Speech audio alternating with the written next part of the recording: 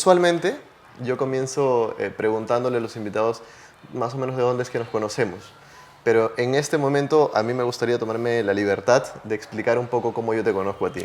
Perfecto. Yo me metí alguna vez cuando estaba en la universidad estudiando comunicaciones en la Católica a llevar el curso de periodismo deportivo, que era un curso, digamos, particular, no pertenecía a una rama de otros cursos deportivos, era un electivo, tal cual. Este curso lo dictaba Bengolea, Claro. que no siempre aparecía en las clases, a veces sí, no se le podía sacar de repente tanto provecho, y estabas tú en la clase práctica. Ajá. Jaime Pulgar Vidal. Yo recuerdo claramente la primera clase, recuerdo casi todas las clases con bastante cercanía porque de alguna manera marcaron mucho lo que yo he terminado desarrollando después. Tal es así que hasta ahora yo recuerdo cada una de las clases. No solamente por lo particular que eras en tus clases, sino por la esencia de educador. Alguna vez yo leí una frase que decía que un buen educador no es aquel que tiene las respuestas, sino aquel que tiene las preguntas. En esta primera clase recuerdo como si fuera ayer que tú nos mostraste una jugada a balón dividido entre Rengifo y Galiquio. Ajá. Y no sé si la recuerdas tú, pero comenzaste a preguntarnos como qué opinábamos de la jugada y tal. Claramente recuerdo que todos nos animamos a decir ¿no? El balón parado, los dos son jugadores altos, es una pelota complicada, Galiquio tiene más maña, qué sé yo, ¿no? De repente cosas más cotidianas o discursos a los que estamos acostumbrados. Pero en un momento interveniste para decir que de repente Rengifo tenía ese acercamiento al balón porque él era charapa, porque había sido criado de una manera particular, a diferencia de Galiquio, que era un tipo norteño, con otro tipo de crianza, se había formado de otra manera. Esa primera visión a mí me cambia un poco el juego, por completo. Y personalmente yo hago de repente una revelación. Yo en ese momento, de repente como muchos jóvenes, estaba pasando algún tema personal, yo tenía una ansiedad en ese momento, estaba muy metido en eso de repente, ¿no? Y para mí ir a las clases tuyas eran reveladoras en punto en el que yo me liberaba de todo eso y estaba tan enganchado que esperaba como que dure mucho más tiempo. ¿No recuerdas un poco tú esas clases?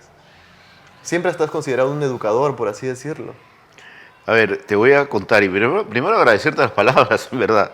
Si seguías me iba a poner a llorar y no exagero.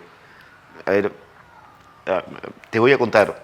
Cuando nosotros nos fuimos de Canal 13 al 9, fue una salida bastante amistosa.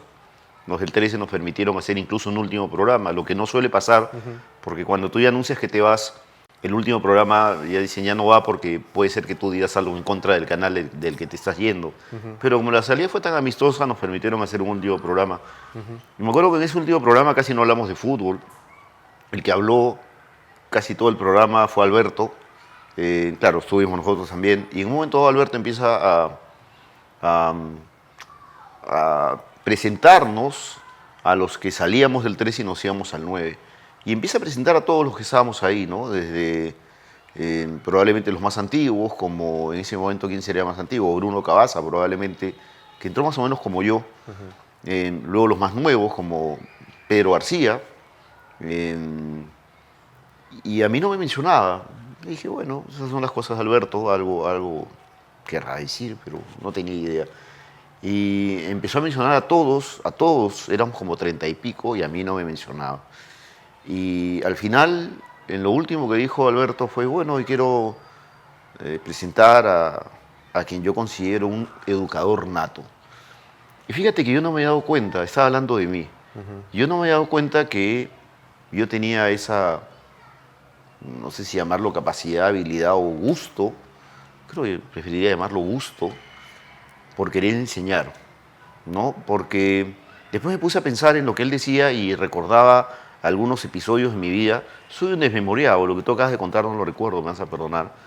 Pero sí, pues yo soy de las personas que se detiene en un pasillo y cuando he visto algo que ha hecho un periodista, me tomo el trabajo de detenerme y decirle, a ver si de repente puedo ser duro.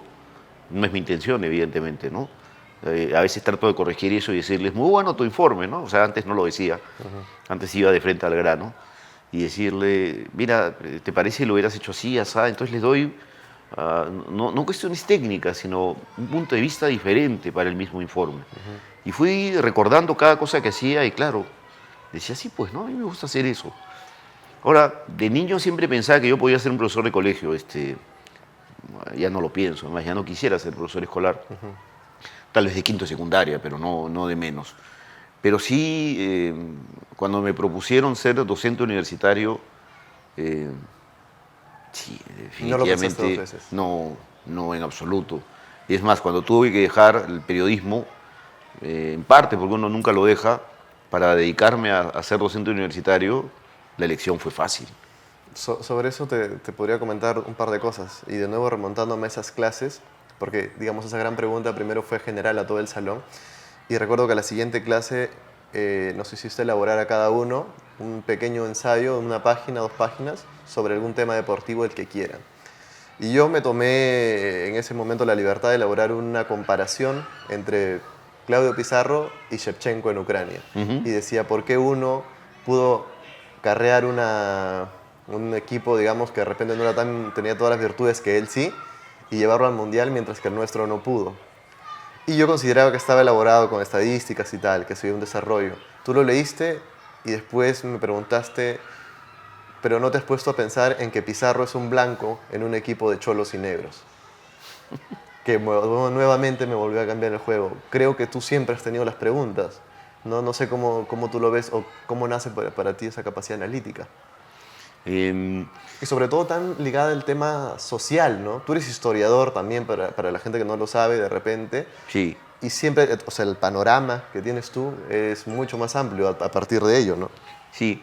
A ver, algo que yo aprendí en casa con mi padre, no olvidaré nunca eso, porque mi padre nos lo recalcaba a todos, a los 5 hijos, era que nunca dejásemos de observar. Y cuando dejábamos de observar algo, él se enojaba, ¿cierto? Teníamos que estar atentos a observar todo y él nos hacía el tipo de preguntas que probablemente yo les haya hecho alguna vez. Y claro, el tipo de preguntas era, ¿por qué tal cosa? Entonces uno tenía que haber observado y hacíamos competencia entre los 5 hermanos, ¿no es cierto? O sea, no era que ganase yo era el menor además, ¿no? Claro. Pero era divertido observar. Y probablemente eso que nuestro padre nos inculcó, se lo inculcó a él su padre, aunque él tuvo muy poco a su padre, porque falleció cuando mi papá tenía 11 años, mi abuelo, pero se lo habrá inculcado el tío, que es 23 años de diferencia entre mi padre y este hermano, que es el tío Javier, el geógrafo. De alguna manera, parece que es parte de la familia el hecho de querer observar. ¿El entorno ahora no cuestiona? Yo creo que el entorno no observa, si eso es lo que quieres preguntarme. Yo creo que por eso y me hace disculpar agregar algo que veníamos conversando fuera de cámara, de la Waze'ización de la ciudad, ¿no es cierto? Es decir, la gente prefiere observar un Waze que tiene dentro del auto que observar la ciudad, ¿no es cierto? Y darse cuenta de por qué hay tráfico en una calle y por qué no hay tráfico en otra, ¿no es cierto? O nadie se pregunta por qué las calles de esta zona de Córpaco, de San Borja al frente, son curvas y por qué hay una calle que empieza en la cuadra 1 allá y termina en la cuadra 10, pero en una U total, ¿no? Salvo que seas hincha de la U, pero la gente no suele preguntarse ese tipo de cosas. Y son cosas curiosas que uno debería preguntarse. ¿Por qué el Banco Continental levantó una torre más y se ha convertido, y ahí lo veo, se ha convertido en uno de los edificios más altos de Lima? ¿Será por una cuestión de necesidad o esa torre será simplemente una cuestión de quiero que me vean, quiero tener estatus, quiero ser el gigante de Lima? ¿Me dejo entender? O sea, Totalmente. Creo que no, por ahí además va ese principio de lo que te decía, de la esencia de ser un educador, es entender las preguntas. Nosotros después de ese curso nos reencontramos trabajando en lo que todavía era CMD sí, en claro. ese entonces. Compartimos ahí algunos años y recuerdo tu salida, se da en un momento en que el canal estaba cambiando de direcciones, de formas. Eh, en todo caso, tú en un momento tomas la decisión de apartarte, una decisión propia, ante el canal que de repente no sé cómo decirlo, pero de repente ya no te ubicaba en un punto donde tú podrías creer que tenías la misma manera de crear que antes, o de proponer que antes, ¿correcto? A mí me pareció, y personalmente ahora te lo digo porque nunca llegamos a conversar un poco de eso, pero me pareció muy digno de tu parte, pero a la vez sentí que era una gran pérdida para todos nosotros. Y sobre todo porque, imagínate, esa persona, o sea, es muy fácil encontrar gente que escriba algo, pero es difícil encontrar gente que cuestione algo, ¿verdad? Y eso ha caracterizado tu trabajo, creo, desde Goles en Acción y desde que empezaste a hacer prensa escrita, si no me equivoco, según lo que yo he podido investigar con Sondike. Sí, de antes, ¿no? Pero sí, prensa escrita con Alberto en el 88, pero también con Sondike en el año 90. Y es cierto, Esa etapa en CMD marca una brecha, como te decía, en el alejamiento tuyo del periodismo deportivo hasta ahora que has regresado con Bengolea. ¿Cómo lo viste desde tu perspectiva? el alejamiento. Sí. Y lo que pasa es que yo creo que en ese momento, como tú bien lo dijiste, CMD empieza a tomar otro rumbo, ¿no es cierto? Y es un rumbo en donde ya definitivamente la opinión queda fuera de la ecuación del periodismo, dentro de CMD. No puedes opinar. Te lo digo abiertamente, ¿no es cierto? Sí, claro. No tengo ningún problema en decirlo. No se puede opinar. Es más, teníamos un decálogo porque tenía 13 puntos. No sé cómo se llama algo que tenga 13 puntos, pero perdóname. Claro. Y en donde nos decían exactamente qué debíamos decir y qué no podíamos decir. Intuyo que algunos no fueron a Gol porque en Gol esto ya llegó al extremo de la no opinión, del no cuestionamiento, no se cuestiona nada. Y entonces algunos no fueron recibidos en Gol y tuvieron que quedarse en CMD. Algo que yo lamento profundamente, y diré el nombre de una persona que yo reconozco también como un tipo que dice las cosas como le parece que son, que es Pedro García, ¿no es cierto? No fue a Gol, ¿no es cierto? Y entonces era el momento de irse, porque yo estaba en Partido Aparte, un programa que a mí personalmente me divertía, porque nadie me decía demasiado con respecto a mis informes, salvo cuando aparecía el gerente general, cuyo nombre no diré, a decir, ya estoy cansado de que digan que en el fútbol peruano la gente toma. Nadie toma, decía. Listo, nadie toma. A la semana siguiente, el lateral derecho de la U apareció borracho. Claro. Me dio ganas de tocarle la puerta, ¿no? Pero bueno.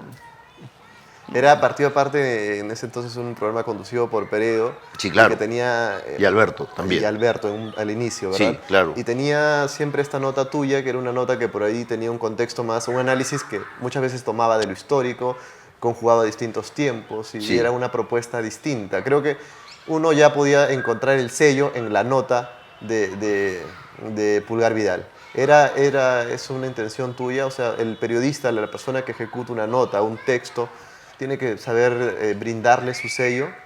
Sí, sin duda. Sin duda. Y lo que pasa es que fíjate que en el periodismo, yo he descubierto, porque yo no lo sabía, ya tú bien lo has dicho, yo soy de historia, no periodismo, pero en el periodismo a mucha gente le enseñan que uno debe ser objetivo. Entonces, si uno parte de la idea de que uno Tal debe cual. ser objetivo... La primera vez que yo me planteé eso fue por una clase tuya, desde ahí Mira. en adelante, tal cual. Sí, claro. Ahora, el hecho de ser objetivo implica algo que es imposible. ¿Qué implica ser objetivo? Implica ir a mirar algo y a partir de tener la cabeza vacía empezar a llenarla de lo que estás viendo. Ahora, si tú vas con la cabeza vacía y empiezas a observar cosas, en verdad no podrías saber lo que estás observando.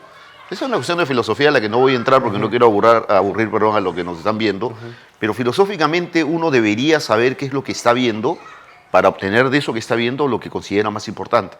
No hay forma de ir con la cabeza vacía. No sé si a ustedes les hice la clase de cavernícola que siempre hago. ¿Cómo es que un cavernícola puede saber que una piedra es sólida si en su mente no tiene el concepto de solidez menos el de piedra? No tiene ningún concepto, ¿no es cierto? De tal manera que esa objetividad basada en que debes mirar y captar todo de acuerdo a cómo lo ves con la mente vacía es imposible. Ahora, me acuerdo que una vez fueron a buscarme a San Marcos, donde yo era el asistente de un profesor, y por mi edad la gente creía que yo era el profesor, quienes fueron a buscarme, 2 estudiantes de la Universidad San Martín. Y yo les dije, era la primera vez que hablaba con 2 estudiantes de periodismo, y les dije, dígame, ¿por qué ustedes les enseñan tanto de la objetividad? ¿Por qué no le agregan cursos de ciencias sociales, de filosofía, para que llenen su cabeza y aprendan a observar? Y lo que me contestaron me llamó mucho la atención. Me dijeron, si usted dice eso en la Universidad de San Martín delante de tal profesora, cuyo nombre afortunadamente he olvidado, la profesora lo bota. Porque nos decían estas chicas que la profesora les aclaraba que una mente vacía es lo mejor que puede tener un periodista, porque así puede observar con más objetividad. Entonces, ese es el mayor drama que ha sufrido el periodismo desde que los estadounidenses trajeron esta idea de la objetividad, ¿no es cierto? Es un drama, en verdad. No puedes ir con la cabeza vacía. Es más, te digo algo, los estadounidenses, hace no mucho en CNN en español sacaban una promoción de los periodistas que habían ahí, y me acuerdo que había un periodista argentino, creo que decían, y él decía, yo soy sociólogo, así que yo no te voy a hablar con objetividad, yo te voy a hablar con lo que yo creo que es. Y claro, a los de CNN eso les debe haber llamado mucho la atención, porque los estadounidenses estaban acostumbrados a otro discurso, ¿no? Exactamente, al discurso de la objetividad, entonces por eso habrán puesto esa frase del argentino en su promoción. Ya no escucho al argentino, evidentemente, creo que ya se deshicieron de él, no lo sé. ¿Y qué opinas de repente hay institutos o ahora carreras donde se ha tratado de hacer de especificar mucho más el tema? Ya ni siquiera es periodismo de 5 años, ahora es periodismo deportivo en 3. A ver, ¿qué opino de los institutos? Ocurre que los institutos no tienen la obligación de teorizar. El instituto tiene la obligación de decirle al periodista qué es lo que está vigente dentro del periodismo, y a partir de lo que está vigente dentro del periodismo enseñarle las técnicas de lo que está vigente para que cuando vaya a la calle, ese muchacho que estudió 3 años sea capaz de trabajar. Lo que a mí me llama la atención... Lo logran, digamos, en ese plano lo logran. Por supuesto, no son capaces probablemente de teorizar demasiado, no son capaces de decir, oye, este tipo de periodismo que hago no me gusta, voy a tratar de hacer otro, porque no les han dado las herramientas teóricas, ¿no es cierto?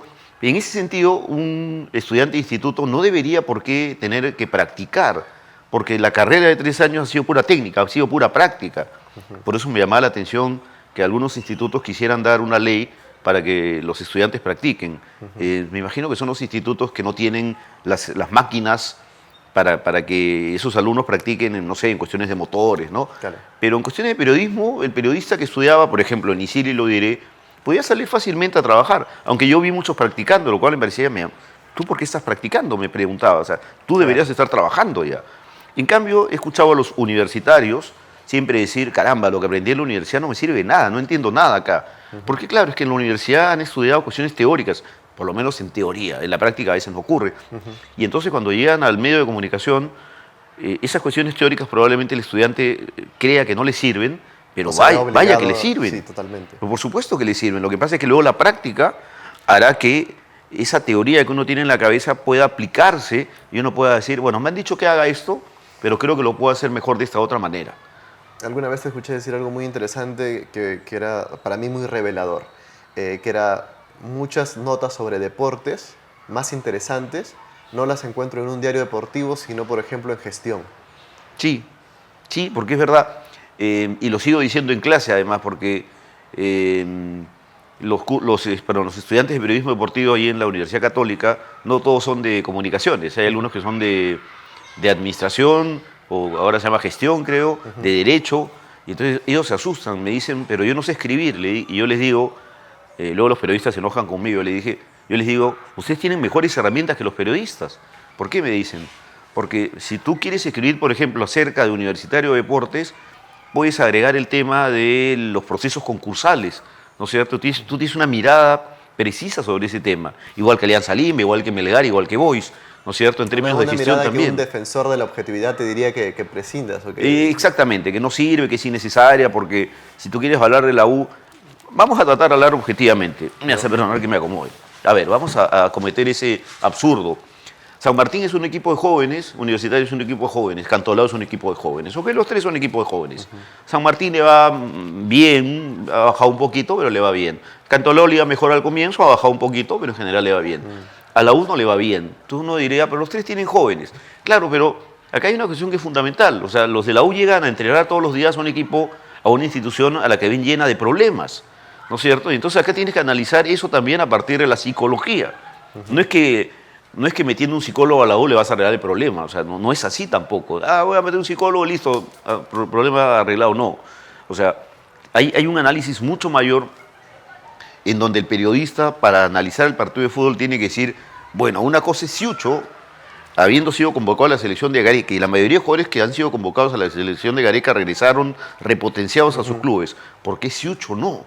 ¿No es cierto? Y entonces ahí tú te pones a pensar, y puede ser pues que el tipo se sienta menos, no porque él tenga un problema personal, sino porque viene de una institución en donde todos los días le machacan que las cosas no van bien, que probablemente algunos no cobran su sueldo, que no pueden contratar y que el día que contraten él va a ser el primero en salir. ¿Qué podrá pensar? O sea, acá estoy especulando, ¿no? Estoy jugando porque no han podido contratar a nadie, o sea, en verdad no soy bueno.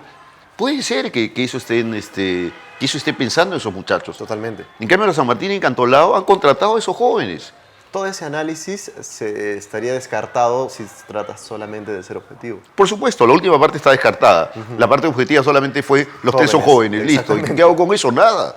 Con eso no consigo analizar un partido de fútbol. ¿Eres tú parte de una especie de que está en extinción, por así decirlo, o un grupo tan selecto como periodistas deportivos de investigación? Y lo que pasa es que el periodismo para mí siempre debe ser de investigación. O sea, yo no creo Pero que... los representantes del periodismo de investigación en el deporte, no me animaría, no alcanzo a mencionar 5 o menos. Y bueno, no me quiero agregar en ese grupo, tú lo estás haciendo y te agradezco. Pero lo que ocurre con el periodista deportivo en general es que hay algo que es fundamental. Lamentablemente el periodista deportivo a veces es aquel que no logró entender nada de política, nada de internacionales, nada de locales, nada de nada. Entonces dijo, bueno, me gusta el fútbol, voy a ser periodista deportivo. O la frase manida y repetida por Érico Sores diciendo que todo periodista deportivo es un futbolista frustrado. Y la verdad es que yo cambiaba la frase, yo decía, todo periodista deportivo es un periodista frustrado, ¿no es cierto? Eso es lo correcto, o sea, esa es la frase correcta. Totalmente. ¿No? Entonces, si partimos de ese hecho, de que en verdad no estamos siendo periodistas a la hora de ser periodistas deportivos, ahí no vas a encontrar ninguna investigación. Es más, ni siquiera sabes qué es investigar. No tienes la más mínima idea. Lo único que vas a querer saber es, no sé, la nueva contratación de Alianza Lima o si van a votar a Bengoechea mañana. Para mí una prueba muy concreta de eso fue que, por ejemplo, en el periodo de Burga hubo 3 periodos, si no me equivoco, donde todos los periodistas en un momento, con cualquier fracaso, salían a pedir la cabeza de Burga, ¿no? Sí. Incluso algunos, en la época en que Batters hacía periodismo deportivo, si es que podríamos llamarlo así, salía incluso a ponerle todos los adjetivos y tal. Y esto era común en la prensa escrita y tal. Nadie, permíteme, hizo algo como esto. Y bueno, te agradezco que lo muestres, el expediente Burga. ¿Y sabes que muchos de los periodistas deportivos no lo han leído? Pero es que yo tengo la sospecha, y no quiero pecar de atrevido, porque yo también he ejercido en un momento el periodismo deportivo, pero yo siento que estamos en un medio donde si no fuese porque Acuña fundó la César Vallejo, muchos no habrían leído un poema de él, ¿no? Y probablemente no lo han leído. Porque yo me acuerdo que cuando estuve en la Vallejo, lo único que vi era la foto de Acuña por todos lados. Me imaginaba al gran hermano de 1984, mirándote por todos lados, la cara de Acuña en toda la universidad, era impresionante. Pero yo creo que no lo han leído simplemente, no porque no lean solamente, sino no lo han leído porque creen que las cosas son sencillas en su objetividad, es decir, no soy un buen dirigente, a la selección le va mal. Ahora yo me pregunto, ¿por qué un mal dirigente, en su primera medida como presidente de la Federación Peruana de Fútbol, le dice a los clubes: lo primero que tienen que hacer ustedes es tener socios, es tener cancha de entrenamiento, es tener un estadio de fútbol, es tener una licencia que me garantice que vas a pagar sueldos? Y esa es la famosa resolución 002 del año 92, me parece, o por ahí el año me equivoco, de que da durante la gestión de Manuel Burga. ¿Y por qué en la segunda resolución empieza cada vez a restarle requisitos a los clubes? Ya no, socios, no, ya no tanto, ya, socios ya no. Cancha de entrenamiento alquilada, estadio alquilado. Me dejo entender. ¿Y por qué luego sigue avanzando y al final los requisitos no existen? Entonces, eso merece una explicación. No merece que alguien diga en la pantalla, se acaba de dar la resolución 003 en donde simplemente se bajan los requisitos. Siguiente noticia. No, quiero que me lo expliques. O sea, hay otra fase en el periodismo, y permíteme hablar como el personaje secundario de Whiplash. Es una frase terrible. Es aquella frase que dice: saque usted su propia conclusión. No pues. O sea, si tú no eres capaz de ofrecerle a quien te está viendo, leyendo, escuchando, un punto de vista, no sirves como periodista. Lo peor que puede hacer el periodista es pretender que, voy a ofrecer dos puntos de vista y que el que me esté escuchando saque su propia conclusión. Y entonces, ¿para qué estudié periodismo? ¿En qué me he convertido? ¿En una cotorra de los que están hablando? O sea, posiblemente pongo la grabadora del punto de vista y doy a conocer el punto de vista tal cual me lo dijo ese y luego voy donde el otro y hago lo mismo. ¿Para qué estudié 5 años? Yo me acuerdo que alguna vez les hice una pregunta, no me acuerdo si a ustedes o a algunos, les dije, ¿ustedes han escuchado alguna vez esa frase que dice que el periodismo deportivo el periodista en general debe hablar sencillo? Sí, hemos escuchado siempre esa frase. ¿Ustedes hablaban sencillo llegando? Sí, por supuesto. Ok, tráiganme un papel para firmarle su cartón, ustedes ya son periodistas. O sea, si se supone que ser periodista es hablar sencillo y ya cuando entraron a la universidad hablaban sencillo, ya son periodistas. Entonces la verdad es que no es hablar sencillo, el periodista deportivo debe tomar los temas complejos de la sociedad, y son muy complejos, y debe hacerlos sencillos. Pero para tomar los temas complejos debe tomarlos desde un punto de vista, porque acá yo puedo ver un montón de edificios, ¿no es cierto? Y acá el edificio que me queda más cerca es el Ministerio del Interior, si mal no recuerdo, ¿no es cierto? Y está la zona financiera. Entonces, nunca me he hecho esa pregunta, pero me haré esa pregunta, ¿por qué la zona financiera está tan cerca del Ministerio del Interior? O sea, ¿hay algo, tiene que ver con la seguridad de la zona financiera? No sé. Yo sé que esto era el aeropuerto Limatambo. Es más, mi madre llegó acá, mi madre colombiana, aterrizó aquí el año 58. Pero uno puede hacerse un montón de preguntas teniendo un punto de vista. Si uno no tiene un punto de vista, no se haga las preguntas, porque lo único que vas a lograr es llegar a la escena, por ejemplo, la salida del río Baicoloro y empezar, se salió el agua. Pero por supuesto que salió el agua, pues hijo, o sea, Claro. explícame por qué se salió el agua. Hay una diferencia marcada, yo alguna vez he leído en alguna entrevista tuya. ¿Cuál es la diferencia para ti ahora entre, por ejemplo, el periodismo político y el periodismo deportivo? Si hay una diferencia, la verdad, no debería existir demasiada diferencia, ¿no es cierto? O sea, En el plano ideal, pero digamos en las prácticas que vemos hoy. sí, las prácticas que vemos hoy, sí, o sea, en teoría el periodista político es aquel que no es periodista, ¿no? Es aquel que es abogado, es historiador, sociólogo, literato, lo que quieras, ¿no es cierto? Y el periodista deportivo sí intentó hacer su carrera de 5 años de periodista. Ahora, eso me llevaría a plantearme una pregunta, porque claro, hasta ahí yo podría poner una noticia. Noticia, ¿quiénes son periodistas políticos? Los abogados, los literatos. ¿Quiénes son periodistas deportivos? Los que estudian periodismo. Listo, ya no dije más nada. Eso no le dice nada al televidente. Ahora vamos a tratar de analizar lo que acabo de decir. Quiere decir que en las universidades no están enseñando bien el periodismo y por lo tanto los periodistas, dicho sea de paso, y esto es cierto, cada vez son menos los que estudian periodismo y más los que se dedican a audiovisuales y a otro tipo de la rama de las comunicaciones, ¿no es cierto?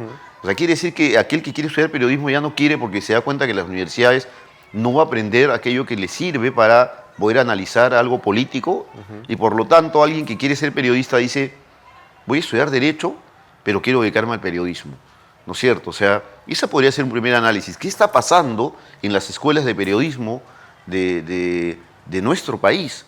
Hace no mucho leí un artículo de Mario Munive, el coordinador de la carrera de periodismo en la Católica, que era muy interesante, que analizaba esta idea que yo también sostengo de qué tanto deben ingresar las ciencias sociales al mundo del periodismo o no, ¿no es cierto? Algunos dicen que sí, otros dicen que no, por esta bendita objetividad.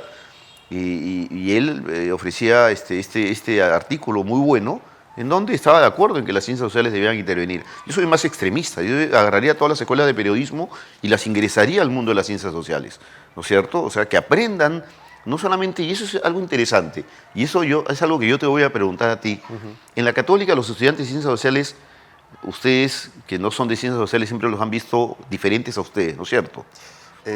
Bueno, yo personalmente tenía muchas inclinaciones. De hecho, en un momento en letras, en la Católica tiene esa que yo le llamo una ventaja particular, que es que yo en letras puedo escoger dentro de determinadas ramas los cursos que yo quiera. Claro. Yo exploré mucho con sociología y antropología. Interesante. Entonces, a mí particularmente me llamaba la atención, pero sí entiendo compañeros que de repente no se acercaban mucho a ese lado, ¿no? Aunque en la Católica particularmente creo que sí hay un vínculo.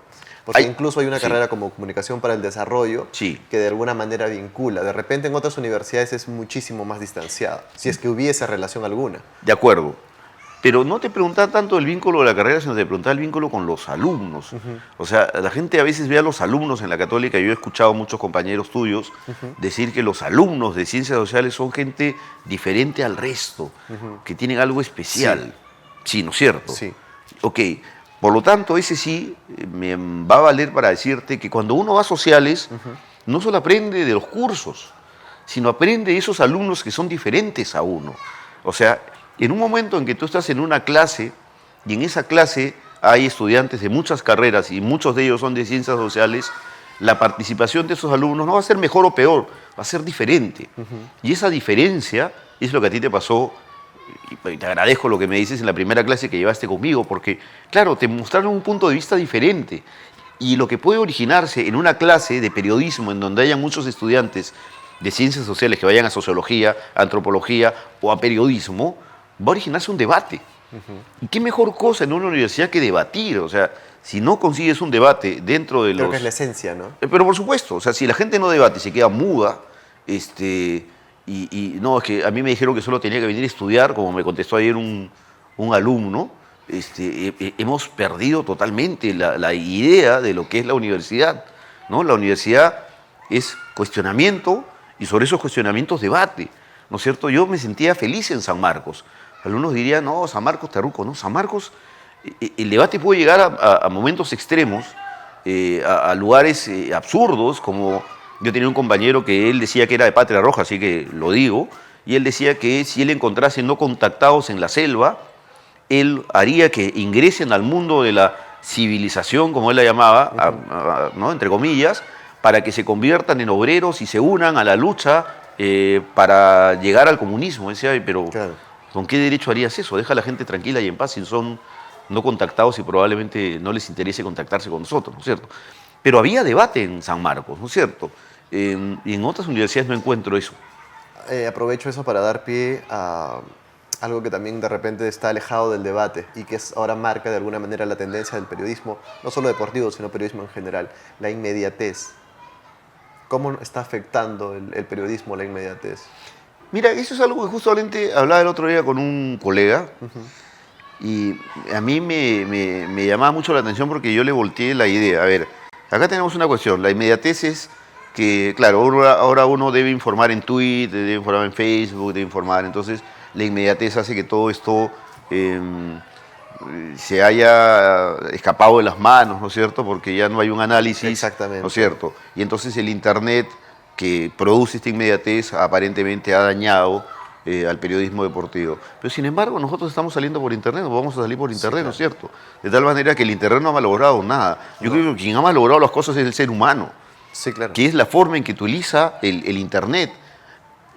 O sea, la inmediatez no malogra nada. A ver, hay una manera de generar una propuesta, no sé si decirlo de valor para usar un término por ahí marquetero, pero en Internet, a diferencia de la tele, digamos, donde en la tele yo no tengo alguna interacción, bueno, ahora están tratando de dotar de interacciones, pero yo soy un receptor, ¿verdad? En este caso, en Internet, yo siendo un receptor también tengo una capacidad en la cual yo puedo elegir qué cosa veo y qué cosa no. Sí. Hay una selección de contenido. Muchas veces o muchos medios están tratando de pasar lo mismo que era la televisión, digamos Internet, en cuanto te trato de ofrecer un contenido ahora rápido y directo, carente de análisis. Sí. Por el lado mío, o sea, y tú mencionabas ahora, te agradezco este espacio, porque lo que yo trato de alguna manera es que la gente que lo vea aprenda algo, como yo pude aprender. Por eso no invito por ahí las personas que sean las más mediáticas, sino las personas que yo crea que pueden aportarme en ese lado, porque si evidentemente decidí hacer un canal de contenido educativo cultural, yo sabía que no era el canal donde me van a ver todo el mundo, ¿no? La iniciativa es mucho más breve. No sé, ¿qué te parece a ti?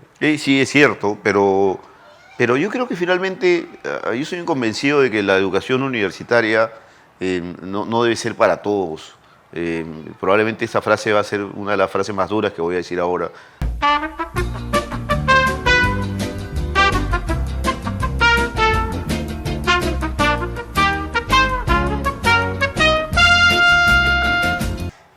Te hago la pregunta. ¿En algún momento YouTube va a matar a la televisión? A mí me encantaría que sí, o sea... ¿Te encantaría que sea pronto? Sí, me encantaría que sea pronto y me encantaría que sea con espacios como este, ¿no es cierto? Porque yo me acuerdo que le decía al productor de Partido Aparte, ¿para qué sacamos contenidos de YouTube en la televisión si al final todo eso va a estar en YouTube? O sea, no tiene ningún sentido, ¿no es cierto? Estamos aparentemente trayendo cosas del YouTube a la televisión cuando la gente no lo va a ver en televisión, lo va a ver en YouTube. Y eso hacen muchos programas de espectáculos. Hoy día veo, no veo programas de espectáculos en verdad, pero cuando tengo que ir a almorzar al Chifa, no me queda más remedio, porque ellos ponen programas de espectáculos. Y siempre me he preguntado, fíjate, un cuestionamiento más, ¿por qué la gente que trabaja en el Chifa, los mozos, ven programas de espectáculos y no ven, por ejemplo, si tienen cable, no sé, Nat Geo, Discovery Channel o una serie gringa? ¿Por qué ven programas de espectáculos? Entonces, claro, solamente lo he mencionado, porque no he hecho un análisis, no estoy estereotipando a nadie, ¿no? Esto que acabo de decir merecería una investigación mayor. Totalmente. Pero siempre ando cuestionándome las cosas. Así soy yo. Entonces, bueno, al final decía, ¿para qué sacan todas estas barbaridades de los programas de espectáculos que salen de YouTube como el viral más, no sé qué cosa? Decía, pero no, si lo voy a ver en YouTube. Además, eso... Mencionabas tú lo que es básico, ¿no? Al final no era el medio, no era que el internet, no era que la tele. Sí, es la gente. Era la gente. Es la gente la que ha dañado esto. Mira, ayer yo leía un tuit que tenía menos de 140 caracteres, cuando ahora se permiten 280. Sí. ¿De quién era el tuit? De Alberto Bengolea Farfán, el hijo de Alberto, que para mí siempre es Albertito. ¿Qué decía Albertito? Albertito decía con un españolá inicial, decía, porque ya se le está pegando el vale a Albertito, que vive en Madrid, ¿no es cierto? Y decía, a Troglio lo bancan después de todo lo que está haciendo, y a Bengoechea, campeón nacional, por la mala campaña en Copa Libertadores ya lo quieren echar. Ese tuit me inició una serie de respuestas y no vi, por lo menos en lo que yo vi, casi ninguna respuesta irrespetuosa. Claro. Todas eran respuestas en donde la gente decía, no, pues no compares una cosa con otra, la U no pudo contratar a nadie, Alianza sí, o sea, pero la gente a partir de 120 caracteres empezó a tratar de pensar en lo que pasaba entre la U y Alianza. ¿Por qué a Pedro Troglio le aguantan todo? ¿Por qué los jugadores de la U se fueron a basar con Troglio? Y ese es un simbolismo enorme, gigantesco, cuando fue el gol de la U ante Comerciantes Unidos, ¿no es cierto?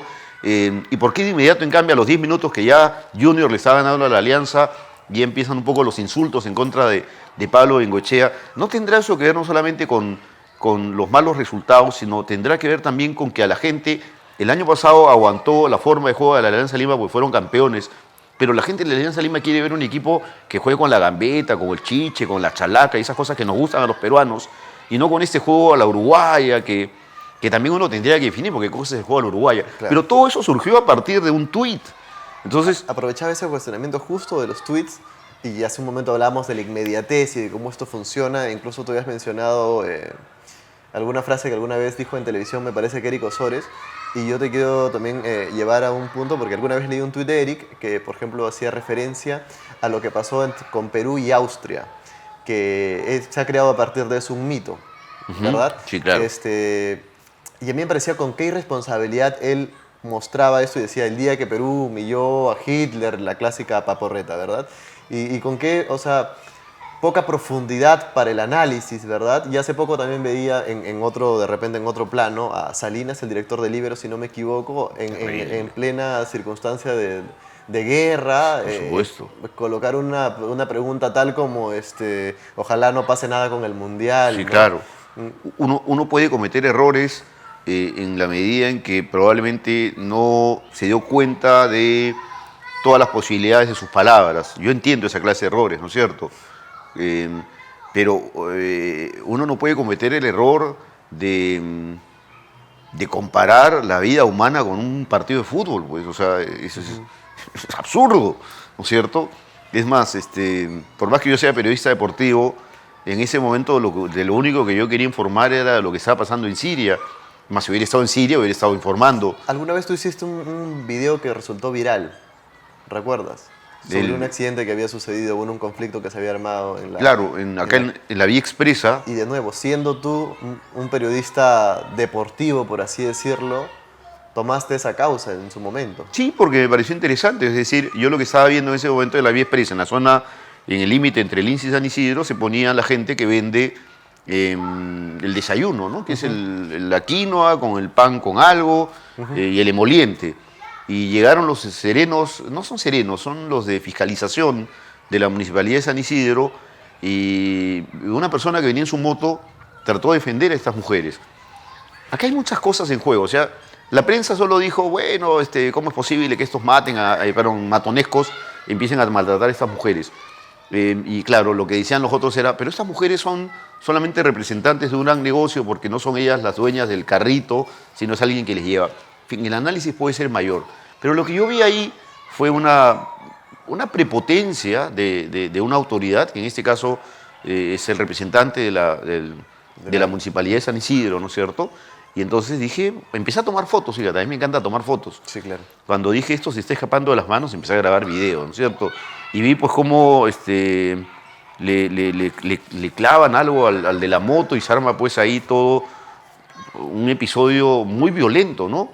Muy violento en términos de que se arme este episodio al lado de panes que terminan todos tirados en el suelo. O sea, dije, no podemos llegar a estos extremos de violencia solamente porque alguien quiere tomar desayuno. ¿Por qué no llegamos a alguna solución, no es cierto? Y planteaba, me acuerdo, soluciones, ¿por qué no se ponen ahí lugares para vender el pan? ¿Qué sé yo? Pero claro, o sea, yo no tengo que ser periodista de locales para tratar de cubrir ese tipo de cosas. Estamos caminando a desprendernos un poco de la esencia humanista, ¿tú crees, en general? Yo noto los medios cada vez más voraces, cada vez más sedientos de este tipo de información, pero no para el análisis, sino más bien por lo que representa en sí, ¿no? La violencia, El morbo. el morbo, emociones de este tipo, ¿verdad? Sí. ¿Estamos caminando una deshumanización? Sí, lo que pasa es que... Mencionabas tú al inicio de esta conversación la weissización de los taxis. ¿También está relacionado de alguna manera? Totalmente. Lo que pasa es que quien está invadiendo nuestro espacio es el mercado, ¿no? El mercado voraz, o sea, el mercado que todo lo ve lucro, ¿no es cierto? Y claro, con espacios culturales, como algunos los llaman, la gente dice, no, qué aburridos que son los espacios culturales. Entonces el mercado dice, no, esto no me permite ganar, por lo tanto no los auspicio. Mi misma carrera, historia. A veces yo les pregunto a algunos estudiantes de administración, y ellos me dicen, bueno, yo soy de administración porque quiero ganar plata. Entonces yo les digo, entonces yo debo ser el tonto de la película, les dije, pues no, y se ríen. Claro, aquí estudié historia yo, en verdad, ¿no? Pero claro, es que es el gusto por hacer algo, ¿no es cierto? Que uno, por lo menos, siempre estuvo inclinado a hacer. Pero el mercado es voraz. Tú que has estado en varios canales de televisión, varios medios a lo largo de tu carrera y has tenido que lidiar con más de un gerente, ¿verdad? ¿Son muchas las tonterías que has escuchado en esas reuniones? Fíjate que no, y ¿sabes por qué no? Y no voy a ser patero, porque a mí me parece impresionante, y tú lo has conocido, creo, también. Yo he conocido el mundo de la televisión bastante, ¿no es cierto? Estoy en la televisión desde el año 92, y siempre me decían que en el mundo de la televisión todo era puñales, y efectivamente en algunas circunstancias vi puñales. Pero fíjate que no las vi en el programa donde yo trabajaba, porque el que siempre salía al frente a manejar bien el grupo era Alberto Bengolea. O sea, Alberto Bengolea era el que hablaba con los gerentes. Él iba a haber escuchado todas las tonterías. Yo no tuve esa mala suerte. Y precisamente para caminar eso y ya un poco ir cerrando la conversación, me encantaría mostrarte esta imagen, que luego la voy a poner en pantalla. Y me gustaría que me cuentes un poco de eso, porque hace poco hablabas del hijo de Bengolea con el que tú tienes una relación. Sí. La relación con Bengolea para ti es de muchísimos años. Sí. Quisiera un poco que me cuentes cómo surge, ¿no? Cómo nace y cuánto él ha representado al punto donde tú, alejado del periodismo, seguramente te volvió a convocar y tú volviste como quien vuelve a casa, ¿no? Sí, y volví feliz, en verdad. A ver, la relación con Alberto es ¿Esto, perdón, en qué época es? Eso debe ser el 93, 94, cuando estábamos transmitiendo partidos de Cristal, probablemente. Puede ser 94, ¿no? A ver, yo trataba de estudiar economía en la universidad, en la Católica. Yo intenté estudiar economía porque cuando le dije a mi padre que quería estudiar historia, me dijo, no, te vas a morir de hambre, hijo. Y claro, en ese sentido, por eso yo analizo mucho cómo se comporta uno ante la autoridad, ¿no? Yo a mi padre lo decía en todo, así que jamás se me ocurrió, como hicieron algunos amigos míos, historiadores, que luego me contaron, Pero yo también quise estudiar otra cosa, Jaime, me dijeron, y mi papá me dijo, estudia tal cosa, y adentro de la universidad me cambié de carrera y mi papá no sabía lo que estaba pagando. Yo no sabía cómo hacerlo, probablemente si me lo hubieran dicho, lo hubiera hecho. Caramba, pero nunca aprendí cómo podía uno cambiarse de carrera en la Católica. Y bueno, intentando estudiar economía en la Católica, llegué hasta matemática 3, lo cual para un estudiante de letras es un montón. Sí, totalmente. No, pero en bate 3, chao. Ahí en la Católica conocí a Gustavo Barnechea y conversando un día, los dos dijimos que nos gustaría hacer periodismo deportivo por diferentes motivos. Yo porque quería investigar a Pocho Rospigliosi y muchas de las cosas que decía Innovación, como que la mejor selección de fútbol peruano era la del 59. Yo veía las estadísticas y veía que a la selección del 59 Claro. no le había ido bien, entonces está mintiendo, Estamos está hablando de todo engañando. un entorno donde tú te creciste, digamos, con esto y también con columnas como, por ejemplo, del Beco. Sí, por supuesto, ¿no? Columnas brillantes. Qué pena me da cuando dicen el Beco se ruchó a Pocho, o sea, por Dios, o sea, uno lee al Beco y da gusto leerlo. Pocho era un tipo que tenía muy buenos datos, ¿no? Pero que su fuerte no era escribir y hay que decirlo como es. Pero bueno, Gustavo y yo empezamos a hablar de eso y en ese momento Gustavo me dijo que había alguien que quería sacar una revista con gente nueva y que de repente yo lo conocía. ¿Quién? Le digo, Alberto de Bengoechea. Claro, le digo, lo conozco desde que salí en Yola, ¿no? Sí, entonces me presentó un día en la revista Todo Fútbol. Alberto apurado como siempre, siempre ha sido apurado. La gente a veces cree, no, Alberto no saluda. No, Alberto va apurado siempre, esa es su forma de ser. ¿Ya? Entonces, hola, hola, ¿qué tal? Ya, escríbete un artículo de del fútbol, los Juegos Olímpicos de Seúl. Ya, listo, ok, ya, chao. Ya. Me puse a escribir el artículo, parece que le pareció adecuado y me quedé. ¿Y a televisión cómo te llaman? La televisión es curioso porque fíjate que yo no llego a la televisión cuando él va a la televisión, ¿no? Yo sigo trabajando en radio con él, pero no era un programa que saliese, si salía todos los días, pero son esos inicios de un periodista en donde a veces no te pagan porque en la radio no hay auspicio, qué sé yo, Claro. ¿no? Y fíjate que un día hay un periodista cuyo nombre siempre se me escapa, lo lamento, que me invita a Canal 7 a que hable de el campeonato de fútbol que se quería hacer el año 93 en el Perú. El campeonato, o el año 92, perdón, el año 92. O sea, él me invita el año 92, a comienzo del año 92. ¿Para qué me invita? Para que analice si el campeonato debía tener aún 43 equipos o debía ser un descentralizado con 16. Y él me invita a la televisión y yo en la televisión algo y me siento muy, muy bien, me siento muy cómodo, ¿no es cierto? Y hablé y en eso Alberto me dice, ¿te he visto en televisión? ¿No quieres venir acá también? Sí, encantado, le digo. Claro, él me vio cómodo, pero él sabía pues que yo era una persona probablemente también que, que me podía sentir un poco incómodo ante cámaras, ¿no? Él me iba conociendo, entonces yo me acuerdo que la primera vez que salí en cámara en Goles en Nación, voy a actuarlo, salí así. Tieso. Bueno, vamos a leer las noticias. Cálmate, me dijo. No podía, estaba tieso, ¿no es cierto? Y ya con las corbatas características de esa época. Ah, horribles, pero esas las elegía él. Claro. Yo no, jamás. Esa relación ya amical, ya casi familiar que tienes con Alberto todos estos años, él ha tenido un pasado político y ahora, no estoy seguro, pero aparentemente tendría una postulación a la comuna. Aparentemente, sí. ¿No? ¿Tú crees que él podría ser una buena opción? Yo creo que él podría ser una buena opción y también creo que Alberto sabe también, no se enojará, que Manuel Velarde también podría ser una buena opción. Yo sé que algunos de tus vecinos no lo quieren a Manuel Velarde, pero Manuel Velarde también está tratando de hacer una ciudad para los peatones, que es para la ciudad es para nosotros, no es para los carros. ¿No? O sea, eso se acabó.